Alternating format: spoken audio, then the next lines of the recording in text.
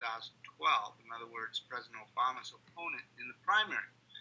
Um, we are going to be talking about the State of the Union address today. And just up front, obviously, we're both kind of dissidents, but we're not shriekers about Obama. We just think that people who are good Americans should be criticizing their leaders, even if they're in their own party. So that's sort of the setup here. Now we're going to talk about the State of the Union address. Oh, I did want to say one other thing. Aldous and I met through the Pledge to Amend campaign. When I ran for the U.S. Senate, I had a pledge to support a constitutional amendment that would abolish corporate personhood. And in 2012, I reached out to candidates like Aldous and asked them to make a pledge that they would support a constitutional amendment that would not only abolish corporate personhood, but also overturn Citizens United. Those are two separate issues. Anyway, that's the background. Aldous and I agree on that. That makes us pretty tight, and hopefully this will be an interesting discussion. Aldous, welcome. Thank you, Rick. And yes, indeed, we are definitely more of the troublemaker variety of politicians, but fact is that we do so because we simply want to make sure that the people are actually being represented in this representative form of government we supposedly have. Absolutely. And before we start talking about this, people may think that we're being overly critical, maybe if they're big Obama supporters, or maybe they'll think we're not critical enough if they're not Obama supporters.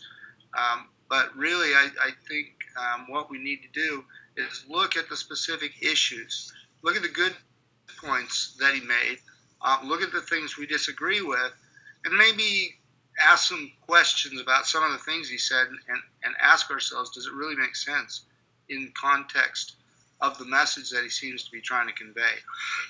Excuse me. That's where my real big questions are with that. What do you think of his speech overall, though? Well, President Obama is one of the better orators of our living memory. He really knows how to deliver a good speech.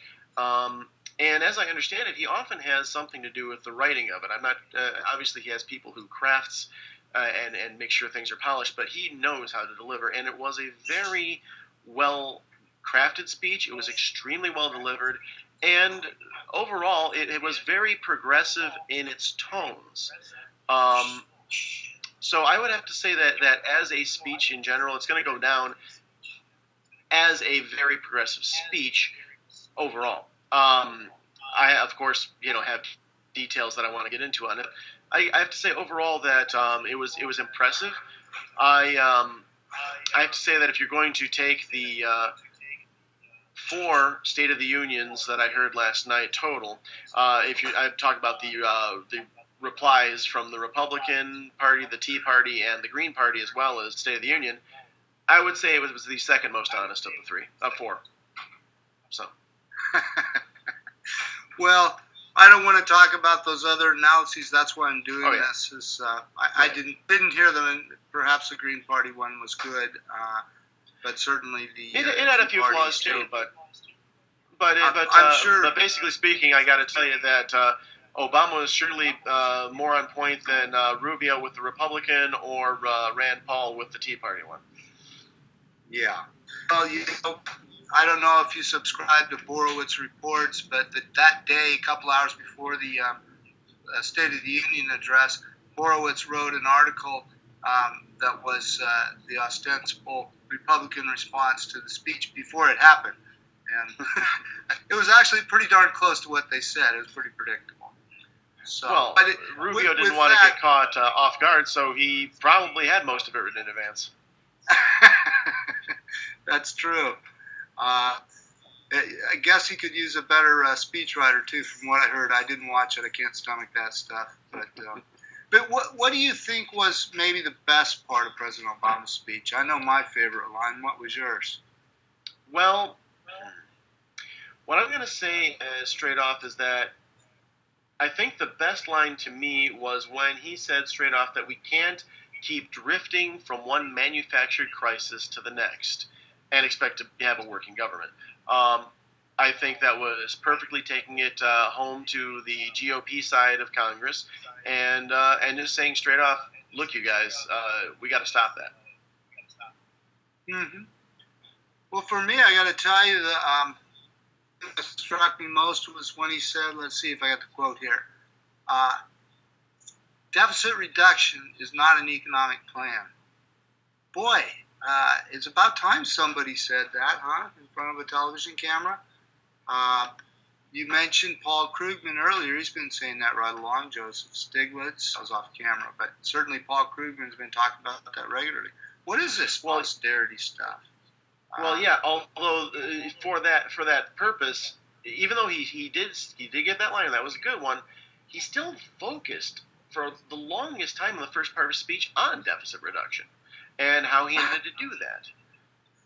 One of those inconsistencies I want to get into in a little bit, but I still thought it was a great line. I mean, he's challenging it. It was a good line. Yeah, and I started to say that people need to understand that I guess I didn't make the point very clear. People need to understand that the president, we should criticize the president, but we also have to appreciate the position he's in. He's working, the Democratic Party wants to blame everything on the Republicans, and that's nonsense. But they do. He does have to take into account. He's got not only the Republican Party to deal with, but the corporate Democrats, and that came up during his speech too when he said, "Oh gosh, I took down a lot of quotes." He said, "Oh, come on.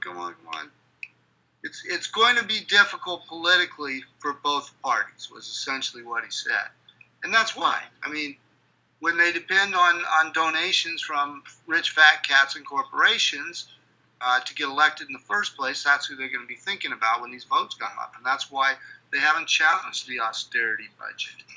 See, that's seriously. I took that line to mean something completely different.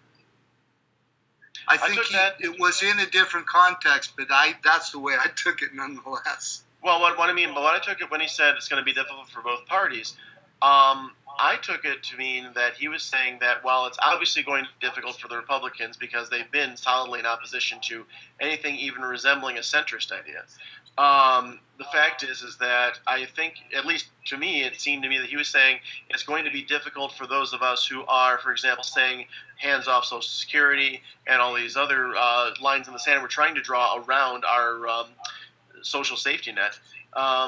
And basically warning us in advance that none of these things are going to be off limits. Mm-hmm. Yeah, well, and that's the thing.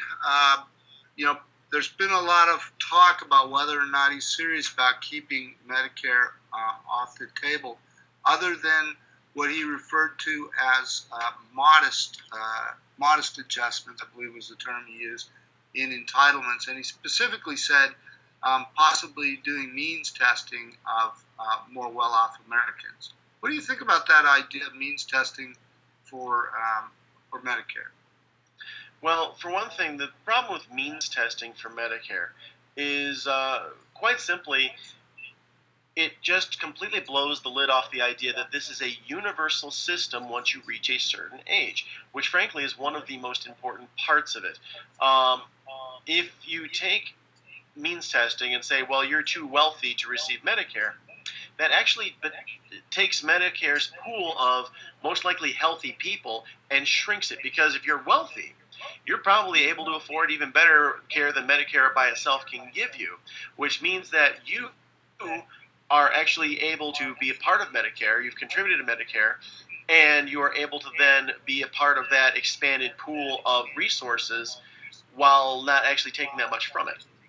And I have a feeling that if there's means testing involved with Medicare, what's going to happen is that means testing be insisted to bring it all the way back towards when you're donating into the system as well.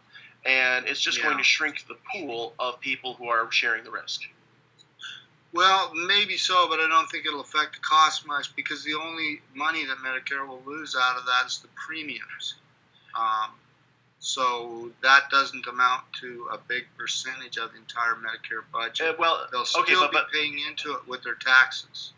Well, that's what I'm saying, Rick, is that if they start means testing for the benefits, what happens then is that that leaves a big wide open hole for example, those who are championing the 1% and those to say, well, look, we're not getting any benefit out of it. Why should we be taxed on it? So the Exactly. means testing will then go and be a way to open up into complete exemption from the system. Yeah, that would be their hope, obviously. And the Republican alternative, of course, is much worse, and that's raising the Medicare age. A lot of people don't realize that people are actually dying younger now. Working Americans, on average, are dying younger than they did 10 years ago, even though the average age that people are dying at has been going up steadily. Um, this is a consequence of living in this kind of society where people have to work their whole lives just for medical insurance, just to pay the premiums and copays and deductibles on Medicare, which used to be all provided through your taxes. And so I don't want to dwell on this too much. It wasn't really a big part of his speech. He claimed he's already accomplished health care reform. And I think you and I both know that the cost savings have been negligible. He admitted himself that really all they've done is slow the rate of growth costs. They haven't cut costs. And that means that costs are still increasing, and they are approaching 20% of the entire gross domestic product. We can't keep this up. We need universal Medicare. And Yes. Without these copays, deductibles, and all that nonsense, they've done it in every civilized country for about half the cost of what we're already paying for a system that keeps 50 million people out and it creates 60% of bankruptcies where they have no medical bankruptcies in other countries. But again, I don't want to get too deep into that. We may get back to it a little bit when we talk about how he's going to save this money. He says that he saved $2.3 trillion already. Now, I didn't see where those numbers came from, and I suspect a lot of that is from so-called savings from the Obamacare. But I wrote up a critique of Obamacare based on analysis of the Congressional Budget Office assumptions, which is what they're told they have to work with when they come up with these imaginary numbers. We're seeing insurance rates are still going up. As he said himself, it hasn't cut costs yet. I know it's not fully implemented, but it's going to get worse because the benefits are going to increase in the next 2 years. How it's going to save more money is beyond me. What do you think about that? Well, obviously, the key problem with the Affordable Care Act, known as the Obamacare, which actually he's now embraced, so there's no real need to. I don't mean it as an insult. Yeah, but basically the real problem with it is that it essentially enshrined the for-profit healthcare system, and said, okay, this is going to be what we build our entire expanded healthcare system we're trying to push out there around. So, of course, the fees are still going up because the companies still want to make a profit. Now, there are limits, supposedly, put into the Affordable Care Act as to how much profit can be made, but overall, actually, we're still looking at a for-profit system, a system that's money as possible into their coffers. Yeah, excuse me, but that's a common misconception I have to challenge. There's no limit on how much profit they can make. There's a limit on what percentage they can take. But that's the problem. There's no cost controls. So right, well, I apologize. That is that's what okay. I meant. Right. Yeah, no, that's a good point to put out there. Yeah, it's very common that people say that. Yeah, and that's exactly what I mean, is that it's built around a for-profit system, and as you said, it's a percentage that they're limited to, so how do you make more money? You just raise the price. Right. It's one of those things where actually it encourages price raising. It does. And, I'm not hammering away on Obama or even the Democrats.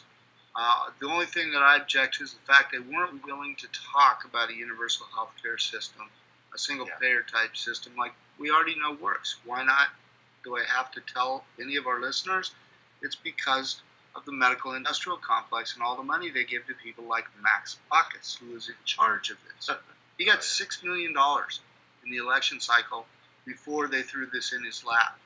And he sat down with all these fat cats and gave them all this money and decided how they would funnel taxpayer money to them.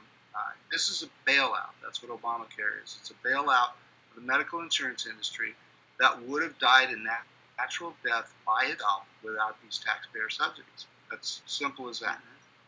And by the way, and now, Yes. Just a second. By the way, I got to point out one more thing. I just found out recently. I got my Physicians for National Health Care or Health Grant report recently, and it said there are now 49.5 million uninsured compared to 45 million prior to Obamacare. So it's not almost universal. It's worse than what we had. Well, and the problem there is that a number of employers, and some more famously than others, actually began dropping the amount of employees they covered in anticipation of Obamacare coming into being. And so that did actually worsen the situation somewhat. Yeah, and even before that, 6% of employers that in the year before Obamacare was passed had dropped, 6 or 7% had dropped insurance who used to insure. So the cost going up is a big factor here. And now that they can shift that to taxpayers, it's just going to accelerate it, just like you said. Now, Rick, you were talking about the $2.3 trillion that he says he saved already. Yes. Unless I'm mistaken, that came from a bet he won against Mitt Romney post-election. I was wondering about the rest of that. I didn't think he could claim that Obamacare saved that much. Okay, so I like how he said we must embrace the need for modest entitlement reform, yet keep our promises. At least I like the second half. It sounds like he's saying that he's not going to lower the Medicare age, and that's an absolute bare minimum that we should expect from any Democrat. Not that we'll necessarily get it. And I hate to keep diverging from the main messages of the speech, but I got to say, I talked about the difficulties the president has working with a corporate Congress, including corporate Democrats. And I think we saw that in play just a couple of weeks ago when Senator Merkley proposed these rules to really seriously reform the filibuster so that they could pass legislation. And a gang of Democrats, including Harry Reid, decided that they didn't want to do that. It was too drastic. What the hell are they thinking? Are they afraid that if they actually have to try to get a majority for legislation that's not in the corporate interest, that everybody will realize the Democrats are soft too? Do you think that's it, or do you have a different theory? All I can tell you straight off is that Harry Reid himself appears to have the intestinal fortitude of rice paper. And the basic problem is this. Right now they're facing a potential filibuster of a former Republican, Chuck Hagel, for Secretary of Defense.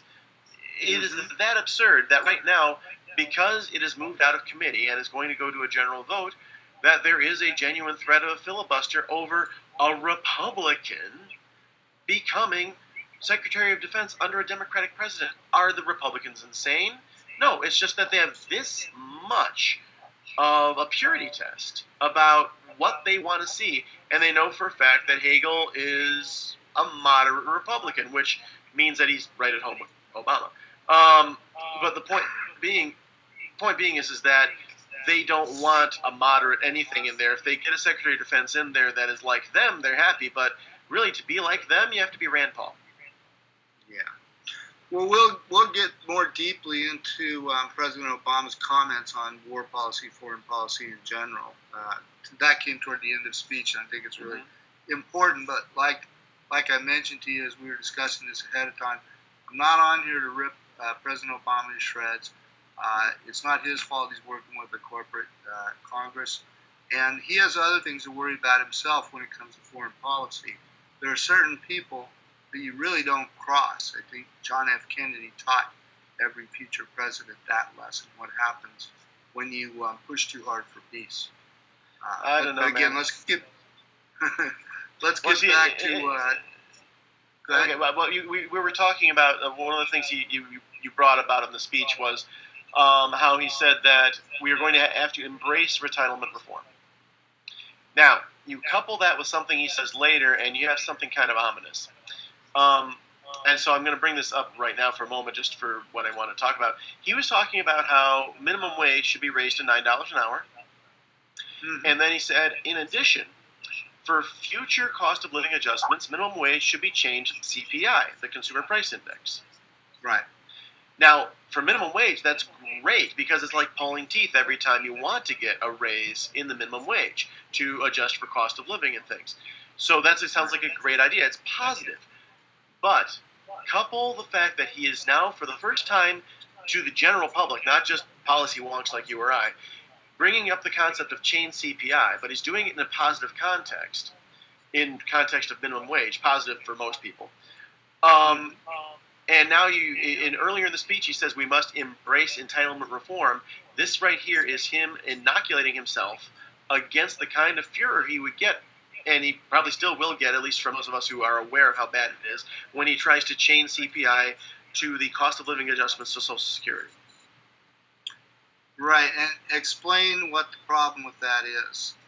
Well, basically, right now, Social Security's cost of living adjustments are by no means luxurious, but they pretty much keep pace with the way the dollar does tend to devalue over time. So it helps make sure that people who are counting on Social Security to keep them from, starving, it allows them to be relatively assured that the amount of money coming in will still be allowing them to pay the bills, pay rent if they have it, keep food coming in, things like that. The chain CPI, the Consumer Price Index, is a stingier level of advancement. The Consumer Price Index does not move up as fast as the formula they have been using to adjust Social Security payments upward year after year. So what happens is if you chain Social Security cost of living adjustments to the CPI, you wind up with a system that is actually robbing benefits from Social Security people as years go on.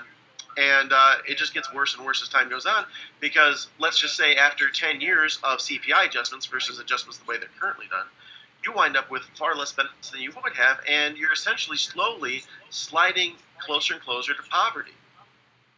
Right. Now let me just elaborate on that a little bit, and you correct me if I'm wrong here. But my understanding is one of the problems with the CPI that's used for that calculation is they exclude certain volatiles like fuel prices, which are critical if you're on a fixed budget. You need to be able to accommodate for that. You need to be able to accommodate for healthcare cost increases as premiums and deductibles on Medicare. Right, the Consumer Price Index, the CPI.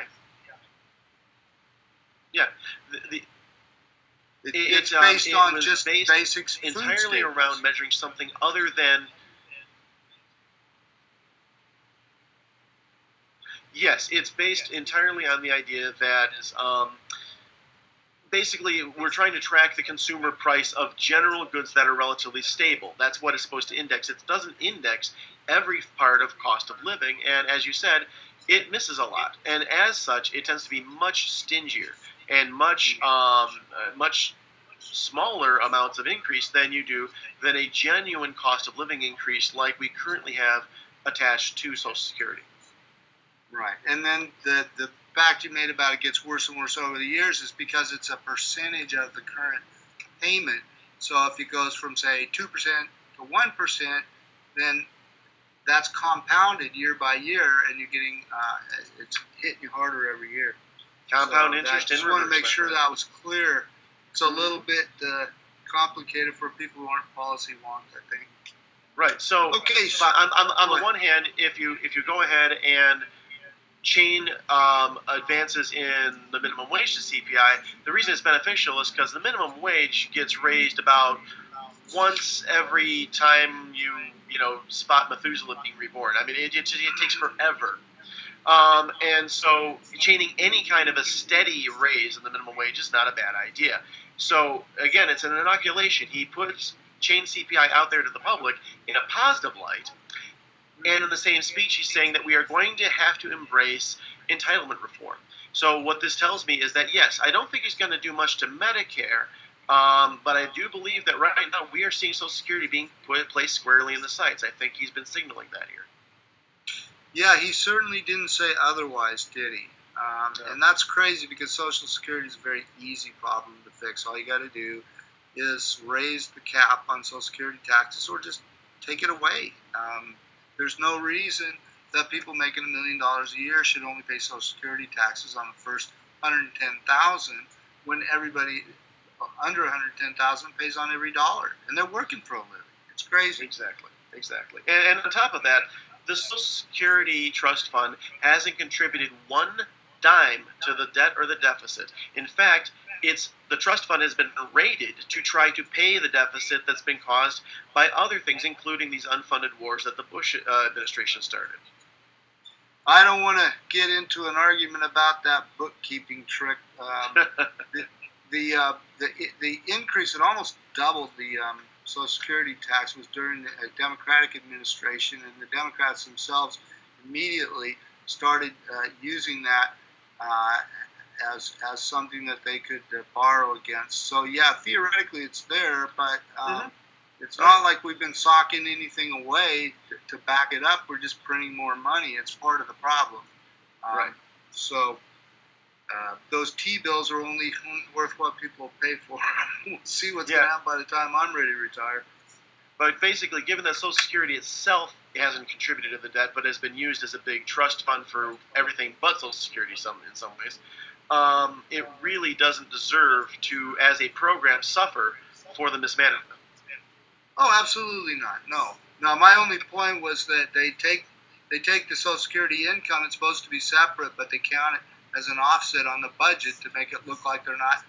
The deficit isn't as large. Right. So, okay. So I'm not going to try to cover everything. Obviously, we can go really in depth into some of these things we already have. Just going to list some of the things he said that I think sounded good. I don't know if he can accomplish them all, but they're good goals. End gender violence, equal pay for women, equal rights for gays in the military, rational gun control, making voting easier. And I thought it was really interesting that the Republicans, every single Republican on the Republican side was sitting stony-faced when he talked about making it easier to vote. Well, they've never been into... Well, okay. Never is wrong, but since about 1980, at the founding of the Heritage Foundation, there's a very famous speech out there about how they don't want everybody to vote. In fact, they want a select number of people to vote because the more people vote overall, the worse Republicans do. And this was admitted by a conservative think tank at its foundation. So, yeah, and it's pretty obvious they're using that, but it's starting to backfire on them because one of the things they tried to do was disenfranchise Hispanic voters, and it's pretty obvious that this year they made a sudden discovery that when Hispanics do vote, they don't vote for Republicans. So now there's a big push for them to appeal to Hispanics. I think that's why they chose Rubio to respond to the State of the Union. Completely. But the coolest part of the thing, I think, was when he talked about immigration reform, he got a standing ovation from almost all the Republicans. They get it! Oh, all right. Hispanic Americans are Americans too. We're really making some progress, don't you think? Well, in that respect, the big thing is that the Republicans are scared out of their mind about looking like they do not welcome Hispanics and Latinos amongst the American population because they know exactly how much it cost them in the election, and they know they cannot allow themselves to look that way anymore. So here we had an obvious applause line that, if they applauded along with it, would look really good to Hispanic and Latino communities across the United States and, frankly, across the world. So they were not going to miss that opportunity. Well, I think it's great. I think there really is a chance for bipartisan immigration reform, and maybe some of those nativist, know-nothing, racist xenophobes will get the message when they see Republicans standing with Democrats trying to find a path to citizenship for people that aren't here legally. So anyway, I thought that was great. Then there were his grandest goals: end AIDS, end global poverty. He had some good ideas about ending global poverty, empowering women, promoting education. But here's what I had a serious problem with: connect third world countries to the global economy. What do you think about that as a way to get them out of poverty? Well, you see, to me that seems like an expansion of free trade. In other words, if we connect third world countries really directly to the global economy, wow, that's a humongous expansion of people we can barely pay. Now, I mean, we can pay them like, shaved nickels and they'll be happy. And at the same time, while he's reducing global poverty, he spoke very little about reducing poverty here. Now, I'm no isolationist, but here's the thing. He noted that children who are impoverished start behind to begin with, so that's why he wants to do this universal preschool thing, which is good. That's a good thing. But what would really help them not start from behind is if we actually tackled poverty here in America. Mm-hmm. Well, I think these things are connected. I know, gosh, when I was just a kid and I read about the population bomb, and I thought, gee, how come we can't share? And then I realized, holy crud, there's billions of them that are totally impoverished. We're not that rich. But now that I'm an adult, I realize that it doesn't have to work that way. What we need is localized, sustainable economies.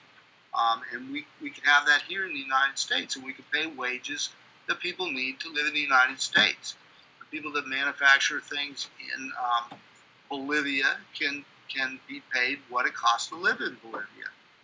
And other countries are doing this already. I mean, if you look at the Mondragon project in the Basque region of Spain, they are now going international. Well, they make great wages for that region, but in their international offices, the workers don't make as much in other countries because they don't need as much. Right. It's a simple matter of a rational system. Yeah. Right. It's a matter of being well off enough to live a good life wherever they are. And that sense, Mondragon is a wonderful thing. I know I've heard Tom Hartman bring them up frequently. One other point about Mondragon, if you don't mind, is they have a limit on how much more the head of the a division of the cooperative, say the banking division or the whatever production division, can only make something like 8 or 9 times. Typically, it's up to the union to vote, but they get to choose how much more the CEO of that division can make. And typically it isn't more than 9 or 10. If somebody's really doing a glowing job and the workers really want to reward him, okay, he gets 10 times as much instead of 8 or 9. But it's not completely out of line. People do make a good living. If you work really hard and you're especially skilled, you can make more. It's capitalist, but it's a totally different kind of capitalism.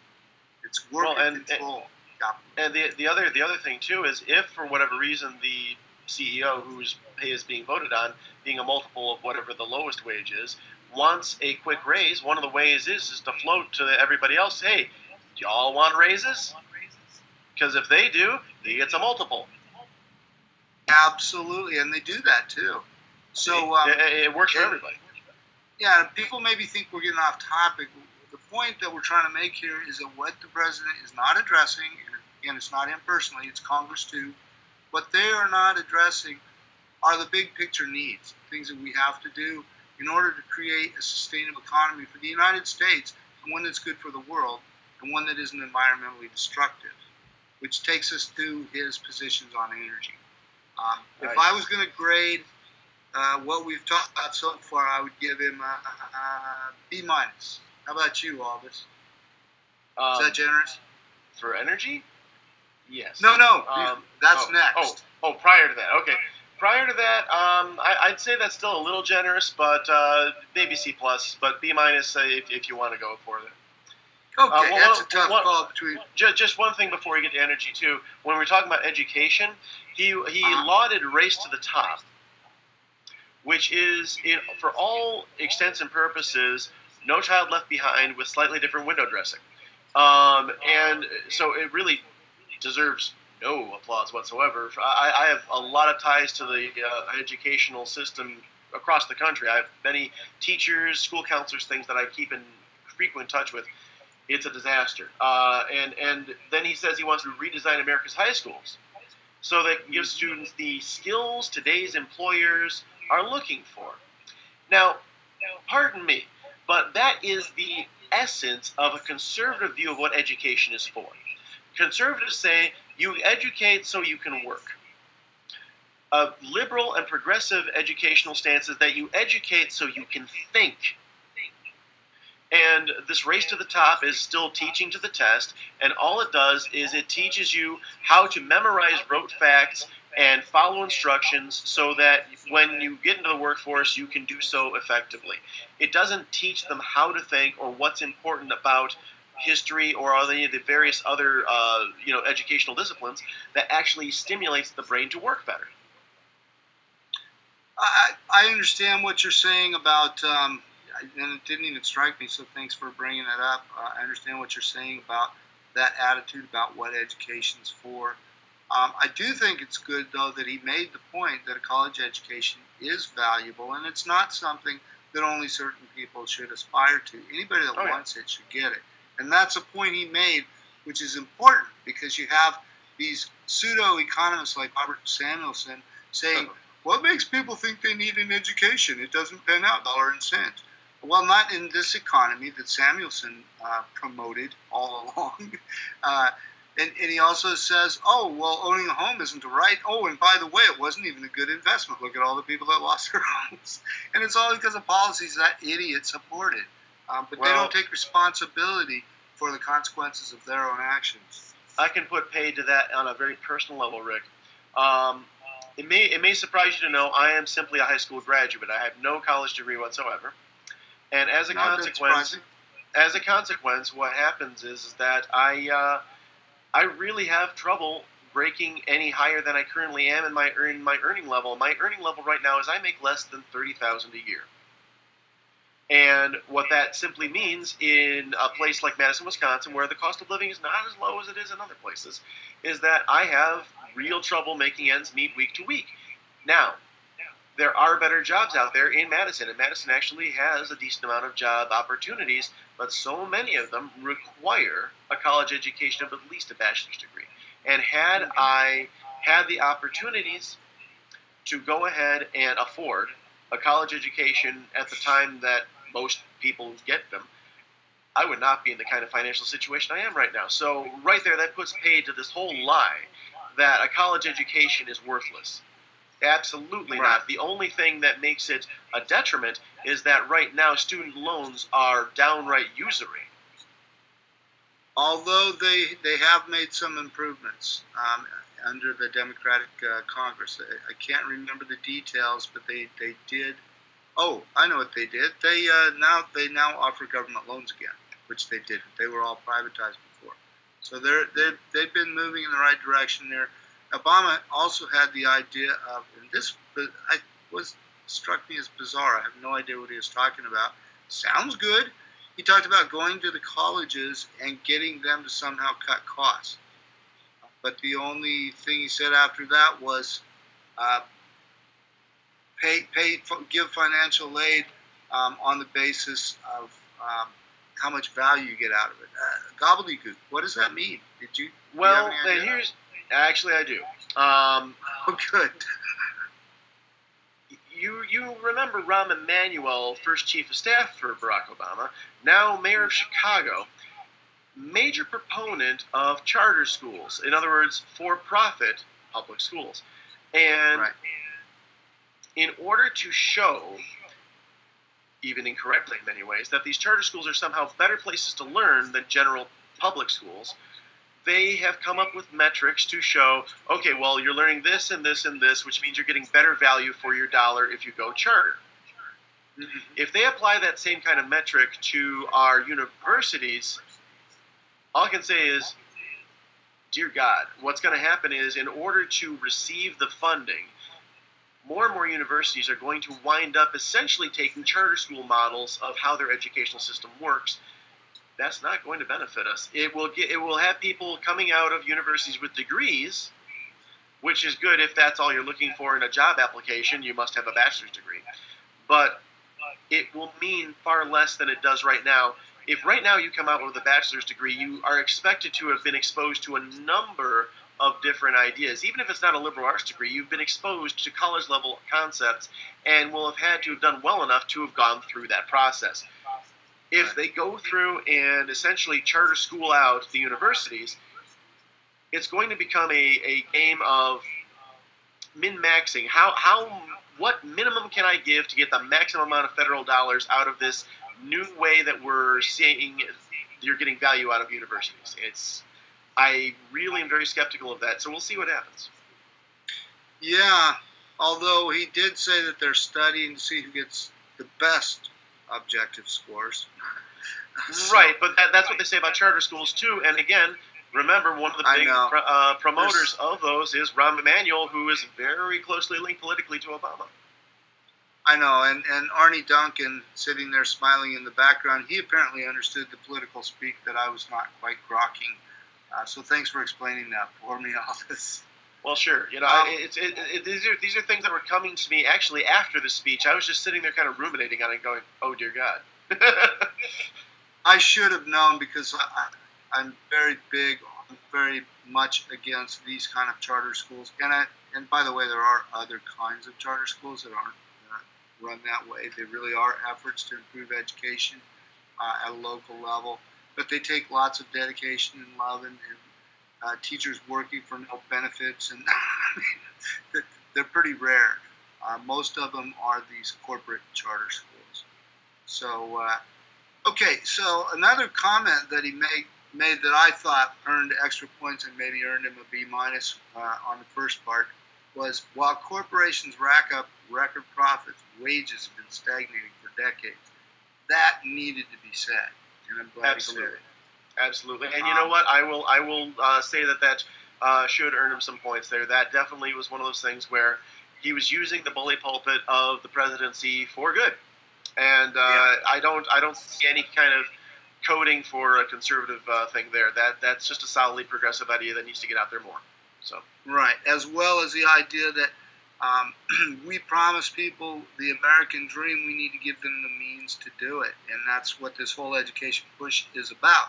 Whether or not this is the greatest way to approach it, I think he's sincere when he's talking about trying to make changes. This universal pre-K, it's going to cost money. He was willing to propose that. I think that took some guts. And there were some other things, though. I said we'd come back to healthcare when we talked about the economy in general. He had a whole list of things that he was going to save money with.